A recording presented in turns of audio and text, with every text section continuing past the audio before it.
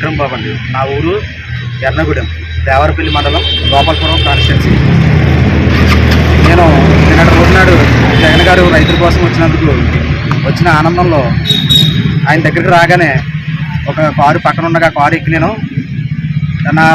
నా చెస్ట్ మీద ఈ పక్కన రాజశేఖర రెడ్డి గారు, ఈ పక్కన జగన్ గారి ఫోటోలు వేయించుకుని ఆయన చూపించాలని చెప్పేసి ఆ ఆనందంలో సొక్కా విప్పి జగన్ గారికి చూపించాను.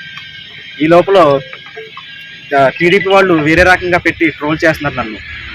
మద్దిపాటి వెంకటరాజు గారు కూడా నిన్న రోజునాడు ప్రెస్ మీట్ పెట్టి నా ఫోటోని తీసి అందరికీ చూపించారు. నేను గంజాయి తాగానని, మత్తు మందు తీసుకున్నానని, ఎక్కడి నుంచో తీసుకొచ్చారు బ్లేడ్ బ్యాచ్లు అని చెప్పేసి అంటున్నారు. నాకైతే అలాంటి అలవాట్లు ఏమి లేవండి. అసలు నేనైతే మంచిలు కూడా ముట్టుకోలేదు. నా జగన్ గారి మీద ఉన్న అభిమానం నాకు చాలా ఇష్టం, ప్రాణం కూడా. ఆయన చచ్చిపోమంటే అక్కడే చచ్చిపోతాను నేను. నాకు అంత ఇష్టం జగన్ గారు అంటే. నా ఫ్యామిలీని వదిలేసుకున్నాను జగన్ గారి కోసం. అలాంటిది నన్ను ఇలా మందు తాగాను, గంజాయి తాగానని చెప్పి నన్ను చాలా ట్రోల్ చేసి నన్ను చాలా మనసుకు గురయ్యేలా చేశారు టీడీపీ వాళ్ళు, జనసేన పార్టీ వాళ్ళు.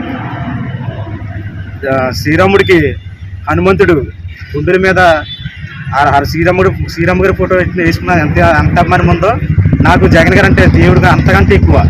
ఆ దేవుడి కంటే ఎక్కువ నాకు జగన్ గారు అంటే. అందుకే నేను ఆ ఫోటో గుండెల మీద ఎంచుకోవాల్సి వచ్చింది. అంతేగాని రేట్ అంత. దీని రేటు, జగన్ గారి ఫోటో రేటు 15,000 అండి. రాజశేఖర రెడ్డి గారి రేటు 10,000 అండి. ఎవరు ఎంచుకుంటారండి అలాగా? నేను ఒక దళితునండి, నాకు ఏ ఆస్తిపాస్తులు లేవు. నాకు ఉన్నది ఒక ఇల్లు, అమ్మ నాన్న, నాకు పెళ్లి కూడా అయింది, నాకు పాప ఉందండి. నాకు వ్యవసాయం చేసుకుంటే ఏమి లేదు, పొలాల గట్ట ఏమీ లేవు, నాకు ఇంటి స్థలాల గట్ట ఏమీ లేవు. నాకు ఉన్న ఇంట్లోనే మేము అందరం ఉంటాము. రోజు కూలికి వెళ్తాను. నేను గోపాలపురం మండల జడ్పీటీసీ గారి దగ్గర కార్ డ్రైవర్ కింద చేస్తున్నాను, కాకులపాటి లలిత కుమార్ గారి దగ్గర.